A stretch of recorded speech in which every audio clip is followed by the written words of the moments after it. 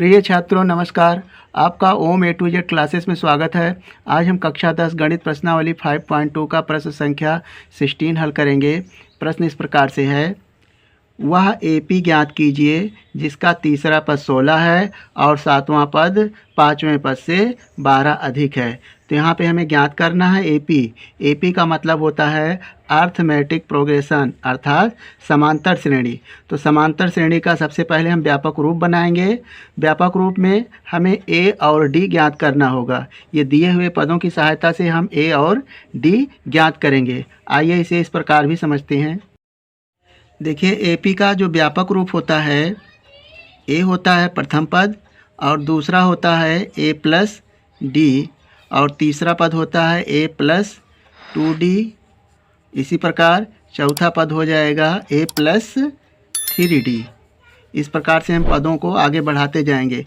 तो ये प्रथम पद इसको हम a1 कह सकते हैं, ये a2 है, a3 है और a4 है। यहाँ पर हमें दिया है तीसरा पद। आप देखें जो नंबर होता है 3 है तो d के साथ सम्मिलित नंबर जो है वह 2 है, यानी नंबर से एक संख्या कम हो जाएगी d के साथ सम्मिलित नंबर। तो इस प्रकार से हम इन पदों को ज्ञात करेंगे और एपी की एक श्रेणी बनाएंगे। तो आइए इसे हल करते हैं। प्रश्न में दिया है एपी का तीसरा पद, यानी तीसरा पद हमें दिया है 16 और इस तीसरे पद का हम व्यापक रूप देखेंगे तो हो जाएगा ए प्लस नंबर है 3 तो डी के साथ सम्मिलित नंबर हो जाएगा 2। तो ये इसका व्यापक रूप हो जाएगा और ये हो जाएगा 16। हम इसे समीकरण नंबर 1 मान लेते हैं। प्रश्न में कहा गया है कि सातवां पद पाँचवें पद से 12 अधिक है। तो सातवां पद a7 बराबर हो जाएगा a5 प्लस 12। तो यहाँ पर सातवां पद को हम व्यापक रूप में लिख सकते हैं a प्लस 6d बराबर पाँचवें पद का व्यापक रूप हो जाएगा a प्लस नंबर 5 है तो d के साथ हो जाएगा 4d प्लस 12। अब यहाँ a प्लस 6d पक्षांतर करेंगे, ए को बराबर किधर लाएंगे तो ये माइनस ए हो जाएगा और 4d को बराबर किधर लाएंगे तो चिन्ह माइनस का हो जाएगा 4d बराबर 12।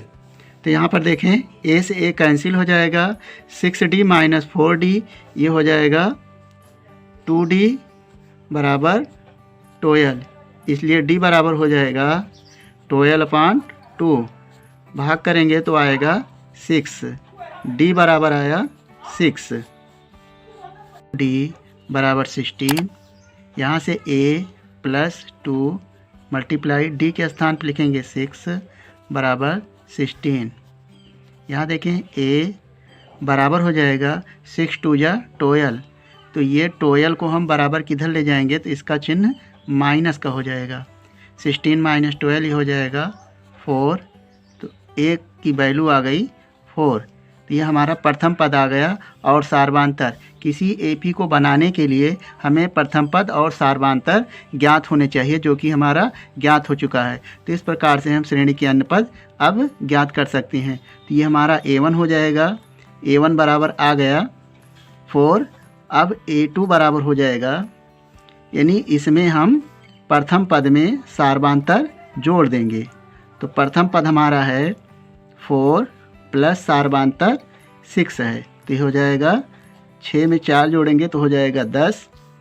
a3 बराबर हो जाएगा, यानी हम a2 में फिर सार्वधातर जोड़ देंगे तो a2 हमारा है 10 और सार्वधातर 6 आया है तो 10 में 6 जोड़ेंगे तो हो जाएगा 16 और a4 बराबर हो जाएगा, फिर a3 में हम जोड़ देंगे सार्वधातर d तो a3 आया है 16 और सार्वधातर 6 तो हो जाएगा 6 6 12 और 1 1 2 तो 22 हो जाएगा। इस प्रकार से हमें प्राप्त एपी, जो एपी की सूची है वह प्राप्त हो जाएगा। प्रथम पद है 4 और दूसरा पद है 10, तीसरा पद है 16 और चौथा पद है 22। इस प्रकार से ये श्रेणी बन गई और यह इसका आंसर आया। मुझे विश्वास है कि इस प्रश्न का हल आपको समझ में आ गया होगा। आपका अपना किसी भी प्रकार का सुझाव डाउट हो तो हमें कमेंट करेंगे। मिलेंगे एक नए वीडियो के साथ। जय हिंद, जय भारत।